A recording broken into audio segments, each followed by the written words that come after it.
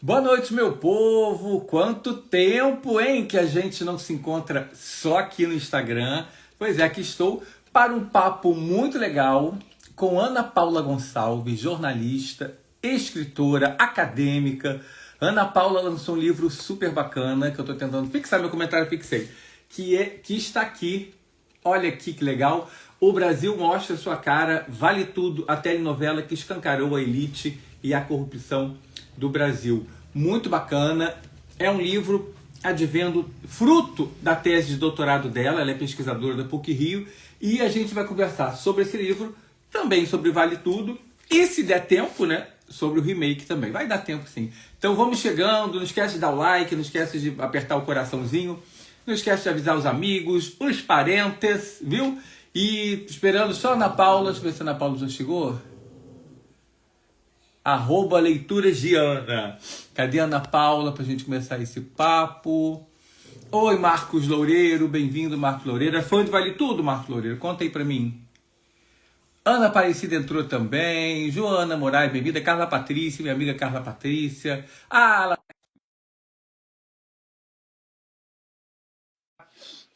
tem muito assunto, gente, sério. Eu acho que eu ia precisar de uma série. Oi, Ana! Oi, Jorge, tudo bom? Muito melhor agora. Que bom ter você aqui, querida. Obrigada pelo convite, muito Ai, obrigada. obrigado a você. Tava dizendo aqui para o povo que eu acho que eu precisava de uma série, né? Para abordar tudo o que você traz nesse livro. É muito assunto, é, é muita história, é muita pesquisa. Mas assim, a gente vai tentar atender o que for possível, né? Porque é milagre para condensar em uma hora um trabalho tão bacana.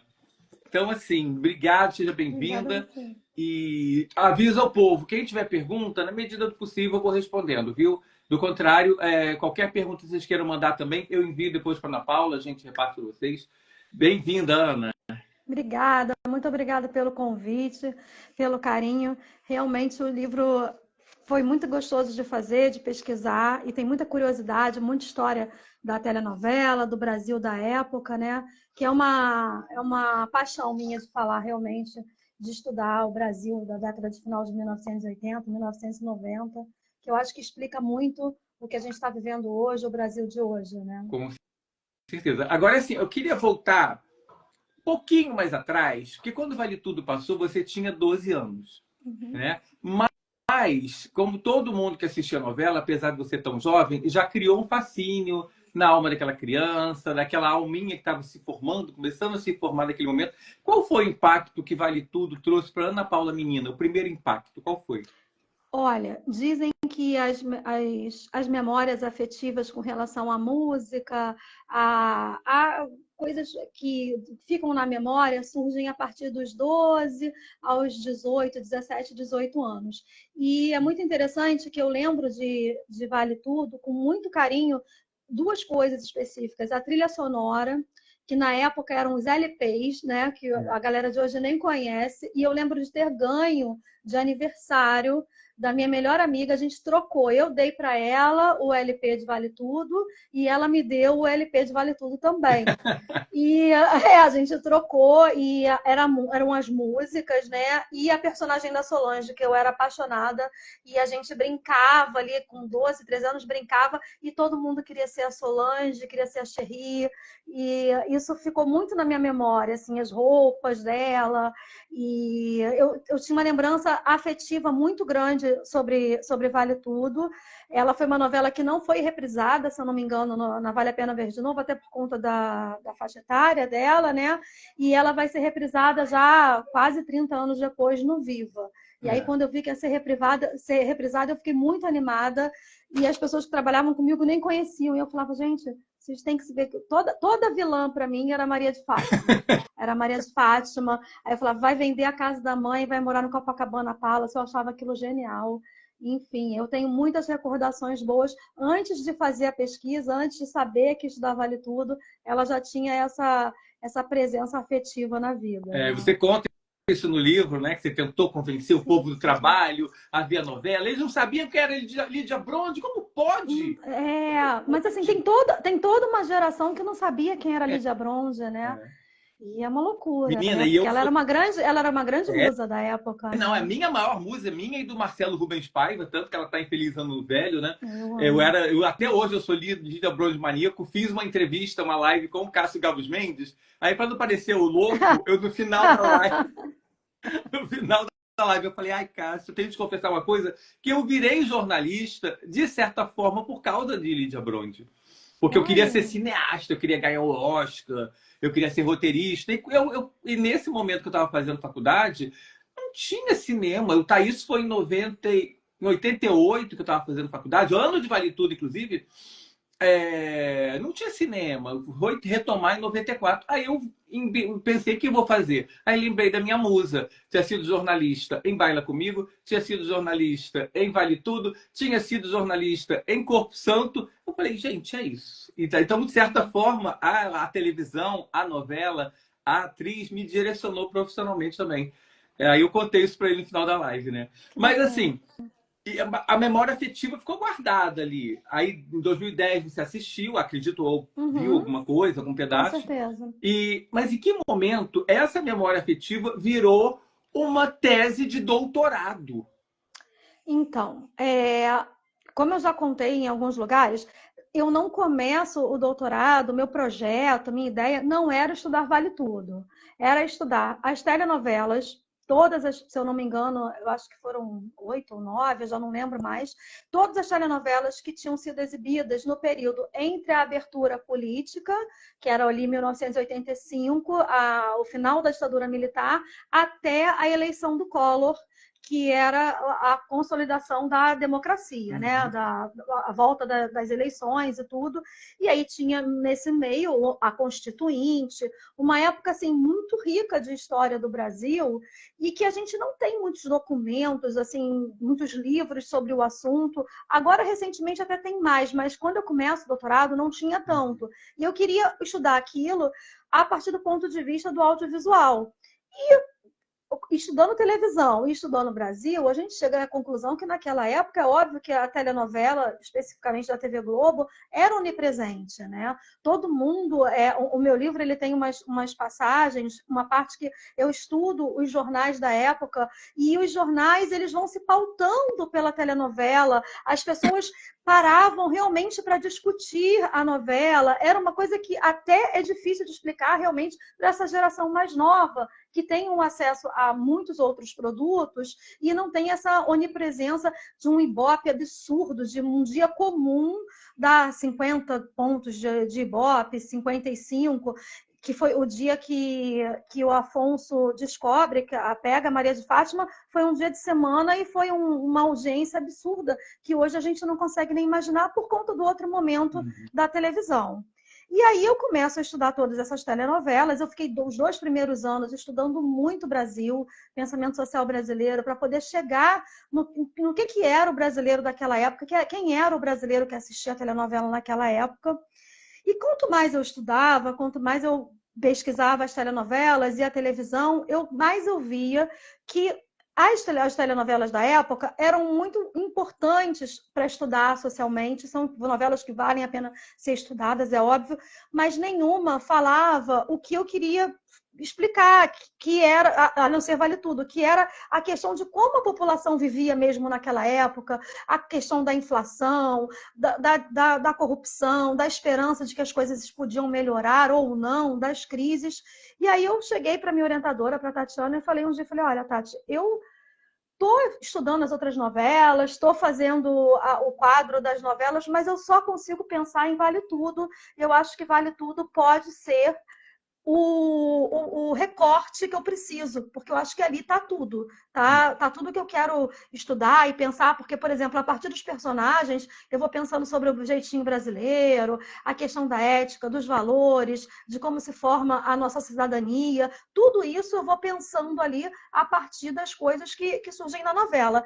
E aí a gente foi pesquisou, não tinha nenhum trabalho acadêmico feito sobre a telenovela Vale Tudo, já existia sobre... Isso muito me impressionou. Exatamente.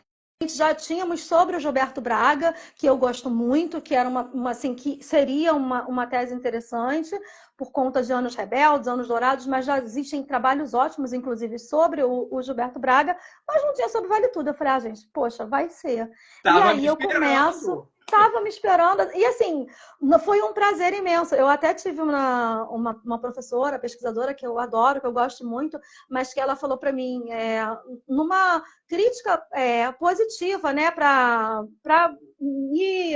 me questionar e também me fazer repensar essa questão do trabalho, que ela falou assim, olha, cuidado para você não se apaixonar demais pelo seu objeto e acabar saindo um pouco da questão científica. Então, eu fiquei o tempo inteiro escrevendo, isso foi na qualificação, eu fiquei o tempo inteiro escrevendo a tese e tentando não ser apaixonada. Mas quando acabou, eu falei, não, mentira, eu sou apaixonada mesmo, não tem jeito, sabe? E eu gostava de estudar, eu assisti, não estava no Globoplay, então, para poder fazer aquela coisa do científico, eu tinha que ter o recorte perfeito, né? Então eu peguei, comprei os DVDs que estava vendendo no Globo, na Globo, né? Aí comprei os DVDs e fiz no livro o resumo de todos os capítulos, dos capítulos dos DVDs, né?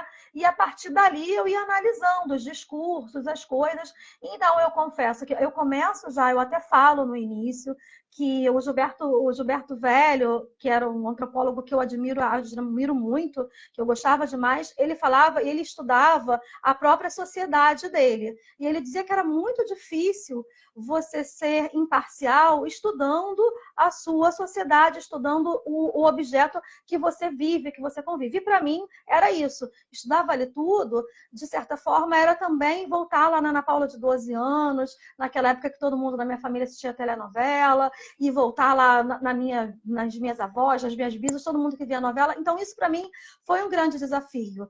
E na hora de escrever, eu quis escrever uma tese que fosse apta para passar, com todas as questões científicas, com todas as pesquisas sérias, mas de certa forma também escrita de uma maneira que quem não fosse da academia, que quem não quisesse estudar, mas que gostasse do assunto, que gostasse de Brasil, quisesse entender um pouquinho daquela época, ia se divertir também, ia ler, ia ver curiosidades. E que bom que eu tenho visto pessoas que estão lendo e estão falando, nossa, que legal, aquela parte da novela, do início da novela que eu não sabia, a primeira telenovela que foi exibida. Então, eu estou muito feliz com isso, sabe? De ter conseguido escrever um trabalho, uma tese que não ficou pesada, que foi legal de botar em livro, sabe? Não, Fiquei muito mas feliz mesmo. mais fantástico para mim que eu preciso lembrar que é uma tese. Porque eu já li outras teses que viraram algum trabalho literário e era pesado, sabe? É claro que tinha uma importância, era interessantíssimo,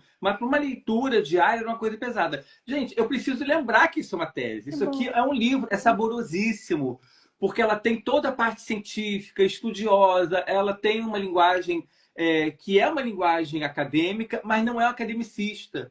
É uma linguagem, acho que talvez o lado jornalista, né? Exato. Tenha chegado forte ali, porque é saboroso demais. E tem uns detalhes assim muito curiosos que às vezes me passou até despercebido. Eu confesso que eu li o seu livro assim, eu li um pedaço grande, aí eu não consegui continuar, porque Big Brother é um inferno na vida do ser humano que trabalha com isso. E aí uma hora eu vou ter que sentar, eu li ele quase todo, mas ler ele inteirinho, porque em determinado momento ficava assim, tá faltando alguma coisa que eu pulei, sabe? Então, assim, ele é muito saboroso, ele é muito gostoso. Mais do que uma tese, parece que é uma grande conversa que você estabelece com seu interlocutor. E eu achei isso muito, muito, muito bacana. E assim, Obrigada. e você finalizou e defendeu essa tese em plena pandemia, né? Ainda teve esse detalhe, né? Não, isso foi muito pesado, foi muito difícil, porque eu acho, assim, até hoje eu sofro, porque eu deixei o capítulo que eu mais queria escrever, assim, para mim o que eu considero o mais importante, no sentido de que foi o que eu mais estudei, que foi justamente estudar aquela coisa de pegar o Brasil e vale tudo, que é o capítulo 4, né, o último capítulo, que é eu junto vale tudo com o pensamento social brasileiro. Que é esse aqui, né? A Então, esse planilha capítulo agora. esse capítulo especificamente, como era o que eu tinha mais material e era o mais assim, que eu tinha mais que elaborar, não era uma descrição, era mais a defesa realmente da tese, eu deixei por último. E eu deixei por último, esse último foi março e abril, porque eu defenderia em maio. Em março, o último dia que eu fui que eu fiquei o dia inteiro na biblioteca da PUC escrevendo, saio de lá e no dia seguinte fecha tudo. E aí fecha tudo, eu com um filho pequeno, meu filho tinha 4 para 5 anos, em casa, no desespero. Eu fechei, e aí eu fiquei triste, porque eu achei que o capítulo 4, que era o último, eu podia ter escrito mais. Mas assim, era uma sensação de você não sabe se o mundo vai acabar, eu tinha que defender a tese, eu defendi online, foi super triste, porque depois de 4 anos, né, eu defendi online. E naquela coisa de não saber como é que ia ser o dia de amanhã e tudo. Então, eu lembro que eu escrevi as considerações finais e eu não quis mudar no livro, podia ter escrito de novo, eu bato lá um adendo. Olha, eu optei por não mudar, porque eu queria também que quem lesse percebesse ao momento que eu escrevi. Porque foi um momento muito difícil, que eu estava falando eu fecho o livro falando de redemocratização, de um período de super esperança, e a gente passando por aquele caos, aquela loucura, e um momento político muito difícil para a democracia, para tudo, e eu falei, gente, não tem como não escrever isso, não finalizar desse jeito. E aí eu optei por agora, quando eu lancei em dezembro, de não mudar isso, porque assim como a telenovela é um retrato da época, esse trabalho eu considero de quando eu fiz, também foi, de certa forma, um retrato daquela visão que eu estava tendo naquele momento, né? Então, foi bem difícil finalizar a tese, defender online, era um momento de muita angústia, foi bem difícil Quase mesmo. um livro à parte, né? Exatamente. Quase um livro à parte. Mas assim, e você tem na apresentação do livro ninguém menos que Rosana Schwartzman, que eu acho absolutamente brilhante como cineasta, roteirista, autora de novela. Como a Rosane chegou nessa história? Você convidou? Foi a Tatiana? Olha, a Rosane, ela é maravilhosa. Eu sou muito fã dela. Eu sou fã, mas fã mesmo, fã enfim, eu acho ela incrível. Eu acho que Vai na Fé é a melhor novela da última década. Não tem pra ninguém. Eu sou muito fã de Vai na Fé. A Rosane foi o seguinte, eu não conhecia a Rosane e a Tatiana, minha orientadora, foi da banca dela, de doutorado. Olha. E falou para mim, e foi antes da minha tese, e falou para mim, olha, pediu a ela, obviamente, né, lê a tese da Rosane, que eu acho que pode te ajudar. E o mais legal de quando eu li a tese da Rosane foi que eu falei assim, nossa, ela escreve também, por ser do mercado, por também ter essa linguagem, né, roteirista e tudo, ela também escreve uma tese muito boa de ler. O livro dela também é muito gostoso, você não parece que está lendo uma tese. E aí, quando eu li a tese, eu falei assim, nossa, que legal. E eu ainda comentei com a minha orientadora, eu vi que eu posso fazer uma tese bacana e escrever sem ser aquele academicismo tão pesado, né? E a tese dela foi muito importante para mim naquele momento. Aí, quando foi para fechar a banca final, a banca da defesa, a minha orientadora sugeriu ela. Mas eu nunca tinha tido nenhum contato com a Rosane, não conhecia. E eu morri de medo. Eu falei, gente, imagina, a autora da novela, ela tinha terminado Bom Sucesso. Vai na Fé ainda não tinha ido ao ar. E eu pensando, gente, a autora de novela, ela vai ler e vai falar assim, nossa, você não entende nada, você está falando um monte de besteira. Falei, vai me destruir. Eu falei, gente, eu estava morrendo de medo dela. E quando a Rosane entra para falar, a Rosane é de uma generosidade, ela é de uma coisa, ela é tão bacana, ela foi tão bacana comigo, foi tão generosa, e o tempo inteiro, não só na arguição da tese, como depois, nas poucas vezes que depois eu falei com ela, você precisa publicar o seu livro é muito divertido, é muito bom, é bom de ler, eu queria que você escrevesse mais da parte da moda, eu queria que você escrevesse mais não sei o quê, porque é muito bom de ler. Aí quando ela lançou o livro dela, do doutorado que ela lançou também em livro, eu fui, ela escreveu lá, quero ver o seu publicado. Então, assim, foi muito natural para mim pedir para ela escrever a apresentação, porque ela me deu muita força para colocar o livro, né? E, enfim, foi muito bacana. E ela foi muito generosa em todos os momentos, né? A apresentação dela eu acho incrível, ela é muito bacana, eu sou muito fã dela, muito fã Ah, somos mesmo. dois. Eu também sou. Acho ela brilhante, tudo que ela faz. E que bom que ela foi tão receptiva para você, bacana. É. Agora sim, agora eu fico imaginando, porque quando a gente faz uma tese, alguma coisa, a gente tem que ter um campo de abordagem mais específico, né? Você não vai poder fazer a história dos Uhum. 60 anos das novelas no Brasil, você ia ficar louca, É. você ia fazer uma bíblia. E aí você escolheu esse período, que eu acho importantíssimo, mas mesmo assim tem muita coisa, porque você aborda tudo. Você fala sobre a questão de racismo, machismo, tem uma parte muito interessante aqui que eu achei bacana, até no capítulo 4 mesmo, quando você fala do negro. Nas novelas, o Uhum. negro em Vale Tudo, especificamente, né?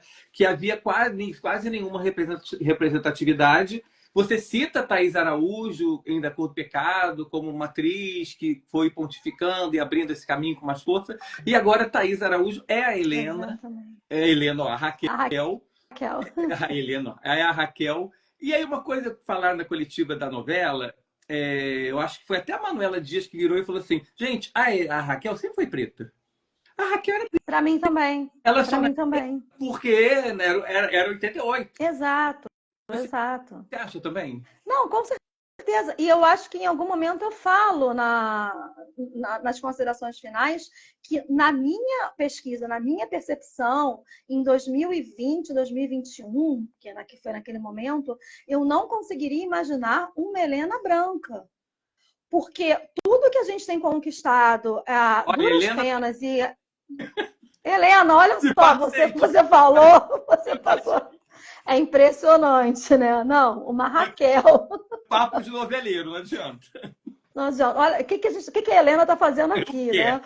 é um próximo Mas, livro, quem sabe? exato, exatamente. Mas olha só, o que acontece? Eu escrevo que eu não, pela pesquisa, pelo futuro, pelo que a gente estava vendo com relação a esse movimento, né, de pessoas, por exemplo, a novela que lá, eu sempre troco o nome dela, foi, se eu não me engano, Sol Nascente. A novela que era a Giovanna Antonelli, a protagonista, e ela se passava toda na Bahia, toda em Salvador, e o elenco era branco. É, E aí o Ministério. Segundo Sol. E aí eu nunca acerto o nome dessa novela. O Segundo Sol. E aí o Ministério Público de Salvador, da Bahia, foi e entrou com uma liminar. Então a gente está vivendo um outro momento. Quando eu vou e vou fazer as considerações finais, eu falo, olha, eu não consigo imaginar uma Helena hoje branca.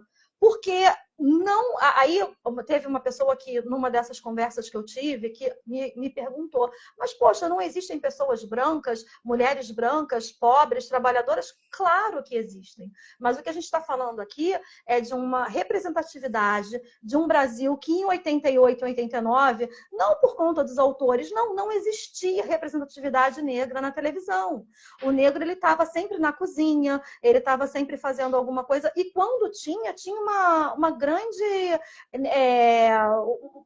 O público não gostava, tinha uma grande negação, era uma situação muito complicada. Eu até conto no livro casos, por exemplo, na novela que, se eu não me engano, foi Corpo a Corpo, que o Marcos Paulo e a Zé Mota passaram por um casal e foi um preconceito, uma coisa absurda. Então, a televisão era especificamente branca. Não era uma questão dos autores, não era uma questão da direção, não. Era aquilo. O Brasil que era mostrado na TV era daquele jeito. E a gente foi conquistando outras formas de enxergar o Brasil. Que bom! Então, eu falo que realmente, eu pensava, se tiver outra Vale Tudo, tem de ser uma atriz negra. E eu ainda pensei na época, juro. E se forem fazer uma outra Vale Tudo, tem que ser alguém muito forte. Por mais que a gente tenha ótimas atrizes negras, para segurar o rojão do personagem, eu só conseguia pensar na Thaís. Eu confesso que, assim, a experiência, a força para lidar com as possíveis críticas, tudo, a bagagem dela, os papéis que ela já fez, sabe? Ela está preparada. ela está para a Regina Duarte daquela época, porque as outras atrizes estão muito bem. A Sharon, ela fez uma protagonista maravilhosa em Vai na Fé, mas a gente está falando de uma personagem icônica da televisão brasileira, né? Então eu acho que a Thaís é a pessoa, assim, da nossa geração para fazer realmente a Raquel. E eu fiquei muito feliz com essa escolha, porque eu falei, gente, eu falei que a Raquel tinha que ser negra, eu disse, não tinha como. Assim, estudar a evolução da telenovela, a evolução do que a gente tem visto. Não, hoje não teria como a Raquel ser branca. A Raquel, e eu concordo com a Manuela, ela sempre foi negra, só que naquela época ela não podia ser, né? Eu concordo Não, e se a gente plenamente. pensar que hoje temos nesse elenco da novela que estreia segunda-feira 13 atores negros. Olha que loucura. Não, e assim, em várias produções atualmente, né? Isso é uma mudança incrível e é uma mudança que veio para ficar. Durante algum tempo, quando eu ainda estava no doutorado, a gente pensava lá na parte de estudar mesmo, será que é uma moda, uma cota, uma coisa assim? Mas não, veio para ficar isso é muito bacana, isso é muito importante. Que bom, né? Ai, não, maravilhoso. E é isso que você falou. Ano passado, as três protagonistas das três novelas da Globo eram todas negras. Exatamente, Maravilhoso. exatamente. E não necessariamente precisavam ser negros, que isso é uma coisa que eu já conversava com a Thaís há muito tempo. Eu falava, Exato. Thaís, o meu sonho é o dia que você vai fazer uma personagem que ela não precisasse ser negra. É claro que muitas vezes tem que debater o tema, mas assim, mas que qualquer pessoa pudesse fazer uma oriental, uma branca, uma norueguesa, e é o que Exatamente. aconteceu. Nenhuma das três personagens necessariamente precisavam ser pretas e Não. foram interpretadas por atrizes pretas, e isso para mim é a verdadeira diversidade. Exatamente, porque é totalmente diferente da. E a Thaís já passou por muita coisa, né? É muito diferente, voltando nela, né? Daquela coisa da Helena negra. Nossa, por que ela não foi só mais uma Helena? Uma É, grande atriz exato. interpretando a Helena. Mas não, ficou com aquela coisa da Helena negra. E não precisa ser isso, né? Não Uhum. precisa ser assim. Como eu falei, mais de 50% da nossa população não é branca. Então, por que é tão diferente, tem que ser tão sinalizado quando o protagonismo não é branco, né? E isso já está acontecendo de uma forma mais natural, sem que as pessoas comecem. Eu ainda vejo, por exemplo, são três novelas com três atrizes negras. Eu acredito que espero e acredito que daqui a uns 5, 6 anos, isso não vai ser uma questão, Exato. isso não vai ser uma pauta. A gente não vai estar aqui falando, nossa, agora tem três novelas. Não vai ser uma questão. Exato. Acabou, sabe? Porque é talentosa, porque se encaixa no papel, sabe? E é também uma forma de colocar as pessoas, porque essa balela de dizer que o brasileiro não é racista, que não existe esse nosso racismo estrutural, é uma forma de mostrar para as pessoas que estão tão acostumadas a se ver na televisão e tem esse racismo estrutural que os tempos mudaram, sabe? As coisas vão mudar e que bom que estão mudando, né? E quem não conseguir entender, uma hora vai acabar tendo que entender para o bem ou para o mal, sabe? Eu acho que é o caminho. É o caminho, é você perceber não só na telenovela, mas em grandes empresas, em papéis de liderança, pessoas negras ocupando cargos que antes no Brasil não acontecia, né? Exato. Até exatamente, concordo plenamente. Era isso que eu ia dizer. Meu sonho era pretas interpretarem qualquer papel. E agora o meu próximo sonho é não ter mais, isso não ser mais pauta. Isso não precisar ser citado. Eu ia falar exatamente isso. Exato. Outra parte que eu acho muito interessante aqui, que você trouxe, a história do casal Laís e Cecília, que era um casal, mas que nunca era mencionado na novela como casal. E olha que a gente fala de uma novela muito à frente, né? De uma novela muito com temas muito fortes, muito polêmicos, mas eu lembro até de uma cena da Solange discutindo com o Marco Aurélio, quando a Solange foi meio que chantagear, não, foi chantagear o Marco Aurélio para ele passar a posada para o nome da Laís, né? Da Cecília, da Laís. E aí em nenhum momento ela fala que era um casal amigas, afeto, amizade. E agora eu acredito que isso vai ter uma outra conotação agora. Eu queria que você falasse um pouquinho disso e também da sexualidade do Tiago, que era sempre colocado em pauta até aparecer a menina do lado. Isso para mim era muito curioso, né? A menina do lado, né? aparece É. para dar uma solidez qual é a sexualidade do Chaves. Queria que você falasse também dessa parte, que a gente pensa que vale tudo, é basicamente a questão da corrupção, a questão. Não, é um Tratou muita arco coisa. dramático de todas as cores, todas as formas, todos os Nossa, temas. ela tratou muita coisa, o machismo do Marco Aurélio com relação ao filho, a Solange, em 88, querendo ter uma produção independente, olha só, né? Era de uma modernidade, era uma coisa incrível. A questão do casal, da Laís e da Cecília, elas não podiam, não podia se usar nada a não ser amizade, porque Vale Tudo ainda passava pelo crivo da censura. Ela foi a última novela, o departamento de censura do governo acaba em Vale Tudo, mas ela ainda tinha que apresentar os capítulos. Então, para o casal poder passar, tinha essa questão. Elas não se beijavam, era sempre uma amizade, um carinho, um afeto. Essa cena da Solange, ela é bem gritante, porque você vê que ela está o tempo inteiro, assim, uma amizade, um afeto. Eu até revi esses dias essa cena. E essa história desse casal é interessante, porque o Gilberto Braga, algumas pessoas falam, as pessoas não gostavam delas e matou a personagem. Não, não foi nada disso. Desde o início da sinopse, ele já sabia que uma delas ia morrer, que ela ia morrer, a Cecília, né? Por quê? Porque ele tinha um casal de amigos que tinha passado por uma situação parecida. Eles tinham um relacionamento de muitos anos. Naquela época, no Brasil, não podia ter a união, né? Não era lei ainda, e quando um morre, o outro não tem direito a nada. E eram dois amigos próximos do Gilberto, e ele vivenciou isso, e ele coloca essas personagens meio que para debater esse assunto como uma forma de homenagear o que aconteceu com esse casal. Porque o Marco Aurélio era o único herdeiro. Hoje, isso já não vai poder ser tratado dessa forma. Eu até li que a Manuela nem vai matar a Cecília, que elas vão continuar. Não tem necessidade de matar a Cecília, porque hoje em dia, que bom, né?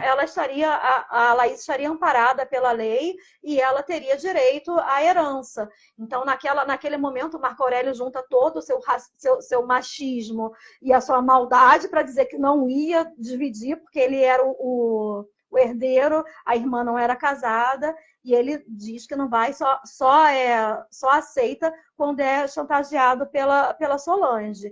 E o machismo dele é muito essa questão. Eu acho que assim foram questões tratadas ali de uma maneira muito didática, porque quando o Marco Aurélio ele ia ver o filho no quarto ouvindo música com um amigo, as caras que ele fazia, aquele jeito machista dele, aquilo era o puro suco da sociedade da nossa época, né? Que o garoto não podia ouvir música clássica, não podia gostar de balé, que olha, tem algum problema e tudo ele via problema no filho, e ele só fica satisfeito quando o filho arruma uma namoradinha, né?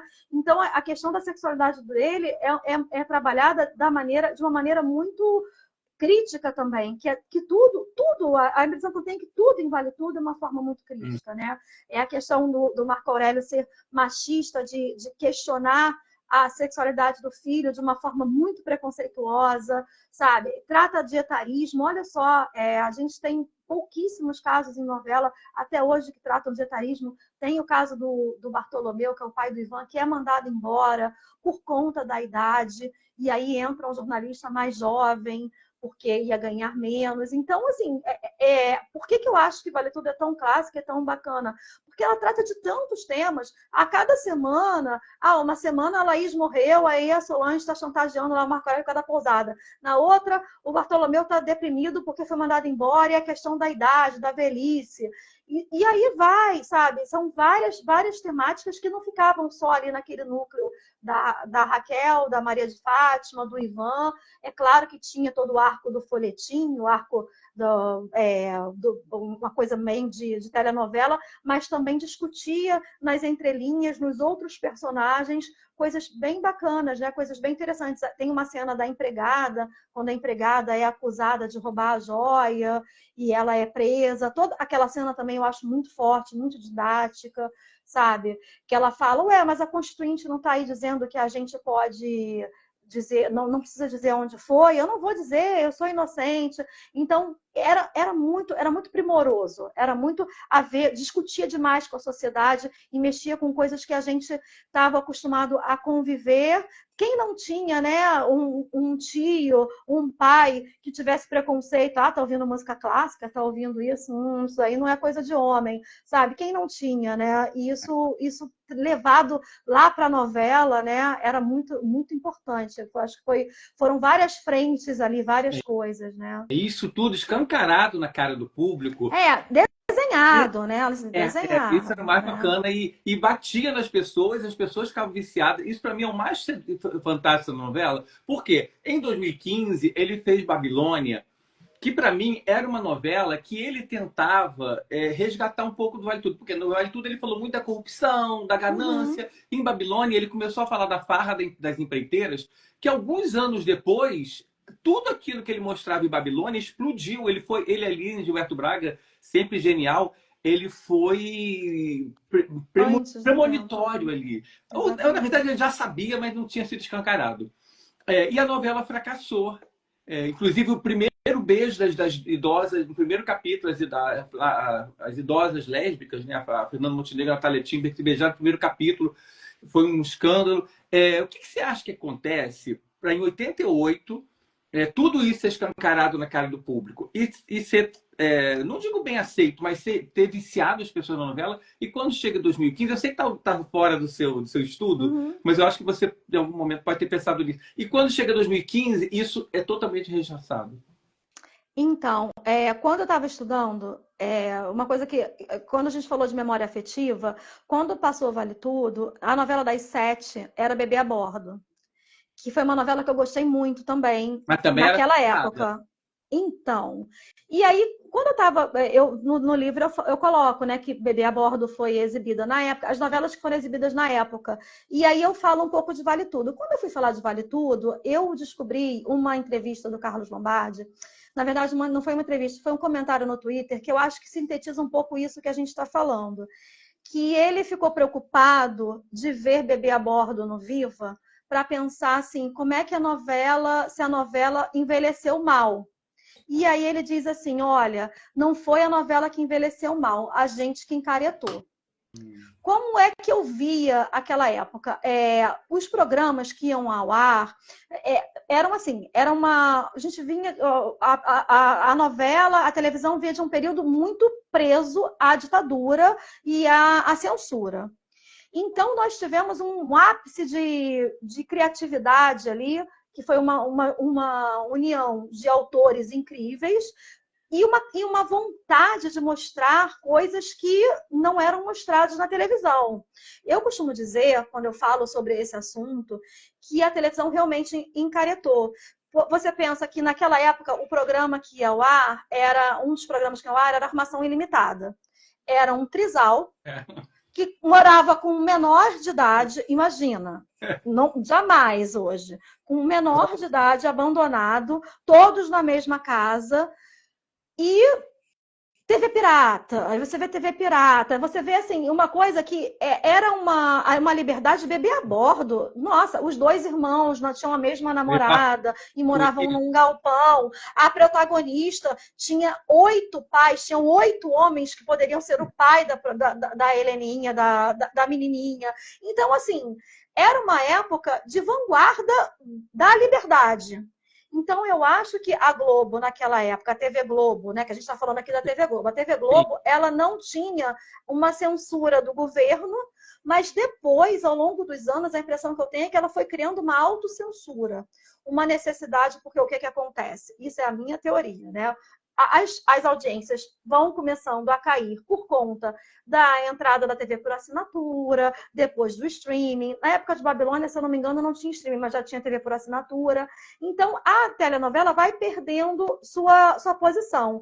E aí, a autocensura começa a agir forte. Eu acho que Babilônia, pelo que eu assim, li da biografia do Gilberto Braga e tudo, o pouco que eu percebi é que ele ficou muito triste com Babilônia, porque a novela foi completamente cortada, mudaram, parece que a protagonista teve que mudar totalmente o perfil, teve essa questão do beijo da Fernanda Montenegro com a Natália Girman. Então, assim, ele ficou muito triste. Gostoso. Desgostoso, porque o que ele fez em Vale Tudo, ele não poderia fazer em Babilônia. E aí mudou totalmente a obra dele e aí ele ficou sem meio que tipo, então vou fazer desse jeito. Então eu acho que foi muito isso. A Babilônia, se eles tivessem dado a liberdade para ele escrever e que ele teve em 88, seria fantástico. Eu acho que seria uma novela muito interessante. Eu não vi na época, eu comecei a rever há uns tempos atrás por conta de uma pesquisa, e caramba, se deixassem, a primeira semana é muito boa, se deixassem ele levar aquela história, depois muda tudo, né? Depois eles acabam com Destrói tudo, né? a novela. Exatamente. O primeiro capítulo de Babilônia, para mim, é o melhor primeiro capítulo de novela. Eu não sei, eu acho que até hoje. Eu acho que eu não me lembro de ter visto de 2015 para cá um primeiro capítulo de Exatamente. empolgado. E, ao mesmo tempo, tão rechaçado. E isso que você falou, o negócio de a pessoa encaretar, porque eu tive um casal de amigos gays, da minha idade, na época, devia ter uns 40 anos, que ficaram chocados com esse beijo. Olha, entender isso? E eu falo, mas o que te chocou? Ai, no horário nome da Globo, dois idosos se beijando. Isso, na época, eu fiquei tão estarrecido, porque eu estava ouvindo isso em um casal gay. Exatamente. Falei, meu Deus, se eles estão achando isso, o resto do mundo, o Twitter tá pegando fogo, né?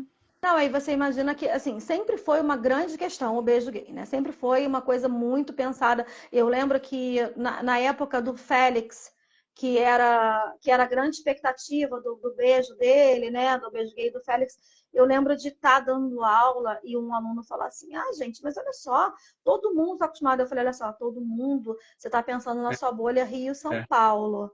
Porque a gente tem lá o pessoal do Nordeste, o pessoal do interior, que é muito mais, como é que se diz? Conservador, muito mais conservador. E aí eu falei, então a TV Globo ela fala com essas pessoas todas, então existe essa preocupação, sabe? E eu acho que o Gilberto, ele foi tão feliz, escancarando a corrupção, escancarando... Gente, o que a Odete falava, o que o Marco Aurélio falava, ele foi tão feliz que eu acho que ele pensou que em 2015 ele poderia fazer alguma coisa com as questões de 2015. O beijo, essas questões todas, mas já não era o mesmo Brasil.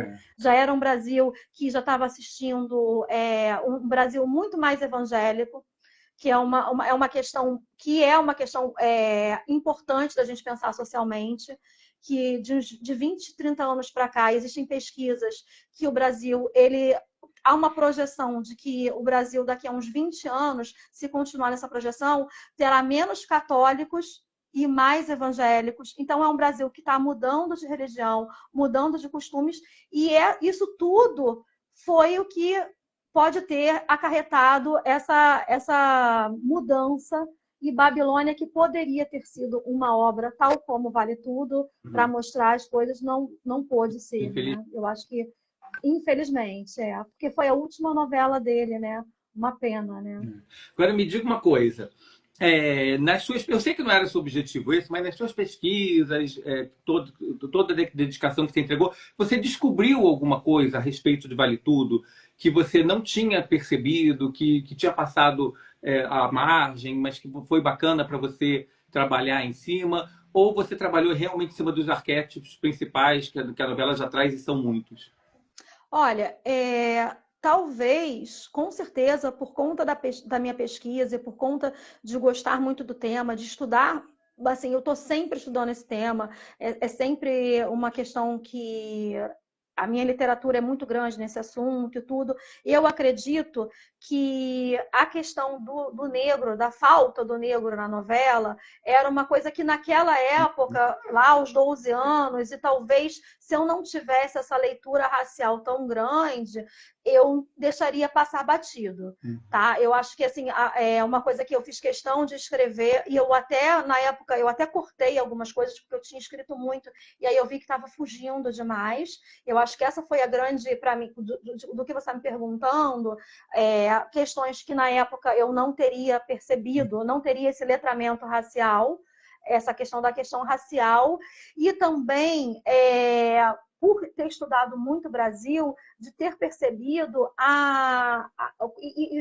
Brasil e o pensamento social brasileiro, alguns autores como o francês, o Bourdieu e tudo, eu pude perceber uma coisa que eu não via antes, quando eu fui estudar Vale Tudo, a riqueza e a inteligência do texto do Gilberto Braga. Por exemplo, tem uma cena que eu acho icônica, tem várias, né? Mas tem uma que é uma cena assim, cotidiana da novela, mas é que o pai do Ivan pergunta se a Helena ter dinheiro, a Heleninha ter dinheiro influenciou no casamento. E aí ele dá uma aula.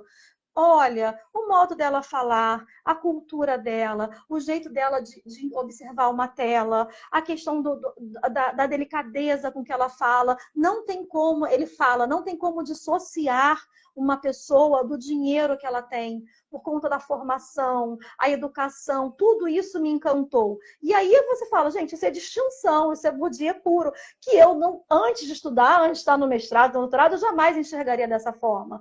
Assim como o primeiro capítulo, que é o diálogo do avô da Fátima com ela, que aquilo é totalmente sociologia, antropologia, jeitinho brasileiro, Roberto da Mata, todas as pessoas que pensaram o Brasil estão ali. E aí você vê o quanto o Gilberto era realmente uma pessoa letrada, uma pessoa que tinha uma capacidade de colocar de maneira popular coisas que tem tanto a ver com a nossa história social, com a nossa questão da nossa falta de cidadania, de um querer se dar bem, porque nada mais é o jeitinho brasileiro, você querer se dar bem em cima dos outros, é a falta de um projeto de cidadania.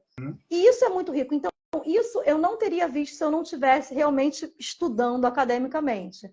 Foram essas questões assim que eu mais peguei e que eu não teria percebido. E assim, depois de tanto estudar academicamente, emocionalmente, pessoalmente, você chegou à conclusão dessa pergunta, que é a pergunta da novela? Vale a pena ser honesto no Brasil? Então, eu acho que vale, né? Até porque eu sou a favor da questão da unidade. Porque, se todo mundo joga lixo no chão, eu vou jogar também. Então, se todo mundo faz isso, eu vou fazer também. Então, eu questiono muito isso. Assim, eu sou a chata da família, eu questiono demais. Fala que o político rouba, mas não devolve o troco. Fala que as pessoas se dão bem, mas fura uma fila. Então, assim, eu tenho um filho pequeno, né? E ele deve me achar a mãe mais chata do mundo, porque eu quero que ele faça tudo certo. Porque eu acho que se a gente quer mudar, se a gente quer melhorar como sociedade, tem que ser da unidade, tem que ser todo mundo fazendo a sua parte. Então, eu acredito, eu assim, pelo menos eu tento, né? E eu acho que é isso acredito. que a Raquel defende muito na novela, né? A Raquel... Que ela fala para Fátima, eu vou vencer na vida pelo meu esforço, porque eu Exato. vou... E é A isso. gente sabe que é difícil, né? A gente sabe que no Brasil é difícil, né? A gente sabe que a gente tem um sistema tão corrompido que é difícil. Às vezes você quer fazer tudo certinho, e eu vejo muito isso com quem empreende, quem tem empresa e tudo. A pessoa quer fazer tudo certinho, mas chega num ponto que, porque o fiscal não sei das quantas, se não fizer isso. Então, assim, é difícil no Brasil você conseguir. Mas a gente tem que continuar tentando, né? Não, eu acho que isso que você falou é exatamente o que eu penso. Cada um fazer o seu. Você limpa o seu quintal, você cuida da sua vida, você cuida do seu lixo, você cuida da sua forma de você lidar com o mundo. Não vai roubar o Wi-Fi do vizinho. Sabe daquelas pequenas coisas do dia a dia que se cada um fizesse, você já tinha uma pequena sociedade. É exatamente isso, eu acho muito isso. E também aquela coisa que o brasileiro tem muito, né? Eu vou roubar o Wi-Fi dele porque ele não roubou um pão, um iogurte do supermercado, tomou e não pagou. A justificativa que o brasileiro tem de achar que um erro invalida o outro. Não, as duas coisas são erradas. É isso que a gente tem que combater, né? Se você vê alguém fazendo uma coisa errada, você não pode usar isso como exemplo para você fazer também. E assim, e vale ser a pena ser honesto, e eu acho que também vale a pena você valorizar que é uma coisa que é muito difícil aqui no Brasil, por exemplo, valorizar o serviço. Você vê pessoas da classe média alta, que tiveram a questão da PEC das domésticas, que acharam um absurdo ter de registrar, dar direito a férias, 13º, e essa questão da exploração, que é tão endêmica do Brasil, é tão histórica, tão enraizada, sabe? É você pensar, não, eu não vou explorar, eu vou pagar o que eu puder pagar. Se eu não tiver como pagar, eu vou não ter empregada e eu vou eu mesmo passar minha roupa, lavar minha roupa, sabe? É pensar como olha para os países como a Europa, que não tem uma mão de obra escrava como a gente tem aqui, sabe? E tentar fazer da gente um país assim mais justo, onde as pessoas recebam bem, que você olhe e fale assim, não, o trabalho dela vale tanto quanto o meu, porque é diferente, mas ele vale também. Então eu acho que é isso, é um processo de cidadania que a gente tem que ir buscando e buscando. É difícil, mas tem que valer a pena, né, para o futuro, né? É o que o Valky Constantino, o querido ator que está aqui na fila, falou. Ele disse assim, a corrupção não é só desvio de milhões, são também esses pequenos roubos do dia a dia, né? E tem uma coisa que eu acho importante também, é a educação da sua casa. Isso é uma coisa que sempre diga, ninguém nasce machista. Geralmente um homem machista teve uma criação machista e muitas vezes uma mulher machista. Então, eu acho que isso vale para tudo, para o machismo, para a corrupção, para o jeitinho brasileiro, que eu acho que a gente nunca vai perder, mas eu acho que a gente pode amenizar, né? Agora, Ana, a gente lê esse livro e fica assim, nossa, apesar de não é um livro pequeno, gente, é um livro substancialmente volumoso, ele é um livro com muita informação, mas dá uma vontade de ler outras coisas, ver você trabalhando talvez esse mesmo tema em outras realidades. Você pensa isso? O que você pensa a partir de O Brasil Mostra Sua Cara? Já tem alguma coisa em mente? Está borbulhando aí? Pode falar. Não, eu ainda não tenho nada concreto, mas assim, o que eu tenho estudado e pesquisado, como eu já falei anteriormente, é mais a questão racial. Então, eu acho que eu vou mais ou menos por aí. Vou, talvez, repensar um pouco a partir do audiovisual essa questão das empregadas domésticas ao longo da história, aí trazer a questão real, da sociedade real, que eu tenho lido muito sobre esse assunto, os números.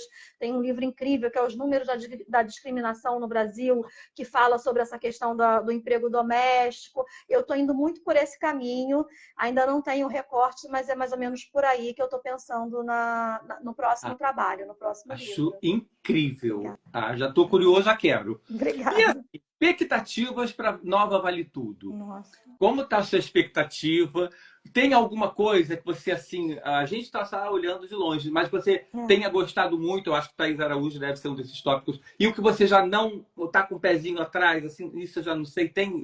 Como é que está seu cenário? Olha, eu não tô com o pé atrás com nada, porque eu acho o seguinte, eu acho que a gente tem que ver primeiro para julgar. Eu tô achando que as pessoas estão julgando muito por chamada, por escolha de ator. Eu sei que todo produto que é muito querido, né, todo mundo gostava muito e tudo, todo mundo vai ter alguém falando, mas eu queria que fosse alguém mais parecido com a Regina Duarte, com a Glória Pires. Eu entendo, porque todo mundo estava ótimo ali. Mas a gente não tem como julgar, porque ainda não foi ao ar. O que eu tenho muito é uma expectativa, não é um pé atrás, mas é uma expectativa, uma curiosidade muito grande de tudo que foi divulgado, de tudo que eu já vi. A minha maior curiosidade é como Odete, se Odete for similar. Porque assim, a gente tem que entender que, primeiro, é ficção, é uma adaptação, e não necessariamente vai ter que ser tudo igual. Sim. Mas se Odete for igual à primeira, como que a gente vai entender ela aceitar o filho se casar com uma mulher negra?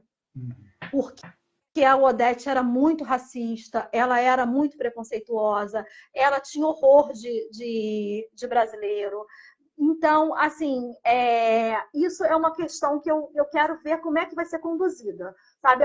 É a minha maior curiosidade. Fora isso, eu estou muito ansiosa. Cada dia eu falei, gente, falta, assim, chega abril, mas não chega 31 de março. Estou muito curiosa para ver, sabe? Eu achei que eu não fosse ficar. Eu falei assim, não, no início estava meio assim, mas vai chegando o dia, eu tô ficando cada vez mais curiosa. E Olha, aí alguém me perguntou, vai voltar a ver a novela? Eu falei, vou voltar, vou voltar, olha, vou eu não voltar. sei como é que tá a sua agenda, mas eu acho que assim, de repente, passar uns 15 dias, não sei se você topa, da gente se reunir de novo para Opa! você. Aí a gente tricota e fala, não, mas aquilo foi. Ah, eu acho ótimo. Não, Porque a gente tem que ver primeiro, né? A gente tem que ver, né? não, eu vi gente hoje no Twitter julgando o tom do louro do cabelo da Débora Bloch. Eu falei assim, Não, gente, me gente. economize. E tem uma coisa muito bacana.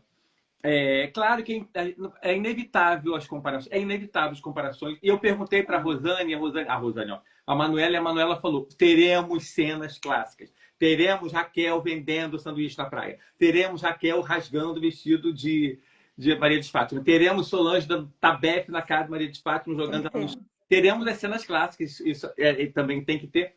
Agora, Alice Wegman falou na coletiva, e ela falou que não é uma frase dela, mas uma frase que ela ouviu, viu, achou na internet, que eu peguei para mim, eu já pensava, mas não tinha formulado. Não dá para assistir essa novela olhando pelo retrovisor, porque se fizer isso, vai perder uma viagem possivelmente Nova. bacana. A Exatamente. gente tem que ter as nossas diferenças, mas tem que olhar para frente. É isso que você falou, tem que assistir para julgar. E assim, a respeito dessa situação que você citou, também perguntei para a Manuela, e ela disse o seguinte: a Odete, a nova Odete, a antiga já era assim, ela quer ser servida. Quem a servir, ela vai aceitar, independente se for preta, se for branca, se for oriental. É óbvio que ela não vai ter uma relação de igual para igual com a Fátima. A Fátima é para servir ela. E servir ela é o quê? É levar o filho dela para Paris. Então, independente da raça da Fátima, a Fátima é esse propósito, é usar Isso é ela. legal. Isso eu achei legal também. E aí o mais bacana é isso que ela fala. E ela vai levar um tombo justamente dessa menina negra que ela está achando que está usando Não, e quem está sendo isso é usada. muito legal. É. Isso é muito legal, porque a Odete, ela aposta muito na Fátima e depois ela leva uma rasteira da Fátima, né? E a gente tem que pensar também o seguinte, se a gente aqui começou discutindo que em 88 não existiam atores negros, por que não? A Maria de Fátima negra também, sabe? A gente vê a Shonda Rhimes botando príncipes britânicos negros e fazendo isso de uma maneira naturalizando. E eu acho que é por aí mesmo, sabe? Então, eu acho que essas críticas, elas estão muito exageradas para um produto que não foi ao ar ainda, sabe? E que realmente a gente não pode olhar para o retrovisor. Tem como, se eu defendo que Vale Tudo é um clássico na tese, como não gostar de ver uma releitura de um clássico? Todo clássico é refeito. Quantas versões de Romeu e Julieta nós temos? Quantas versões de clássicos nós temos? Se eu digo na minha tese que Vale Tudo é um clássico, por que não uma versão nova de Vale Tudo? E trazendo questões e problemas dessa época. Porque a gente lá tinha inflação, tinha várias coisas que são diferentes. Os nossos problemas hoje sociais são outros. E se eles forem para a tela da televisão, vai ser muito bacana. Vai ser muito legal de ver. Gente, como é muito bacana esse livro aqui. Gente, esse livro, ele é uma tese, tá? Mas isso é só um detalhe. É um livro. É um livro saborosíssimo sobre um período histórico importantíssimo da vida da gente, do que a gente via na televisão. Infelizmente, aqui não dá tempo para destrinchar tudo, mas ela fala dos modismos, ela fala da questão da moda, ela fala de tudo. E é muito gostoso de ler. Então, é para quem gosta de novela, é para quem gosta de história, é quem gosta de se situar no mundo. Então, assim, ó, muito bacana. O Brasil mostra sua cara, Vale Tudo, a telenovela que escancarou a elite e a corrupção brasileira. Gente, todas as livrarias? Então, você pode comprar, tá na Amazon, tem algumas livrarias, mas assim, na Amazon, no site da editora e comigo também. Se mandar DM, eu também tenho livros comigo, posso autografar, estou com alguns livros. Maravilha.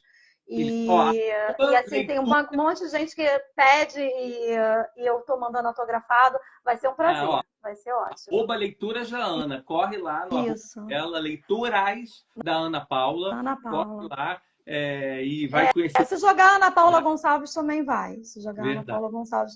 Olha, muito obrigada. Foi muito boa a conversa, maravilhosa, muito boa mesmo. Obrigada pelo convite. E depois a gente volta para comentar da novela, tá bom? Combinado.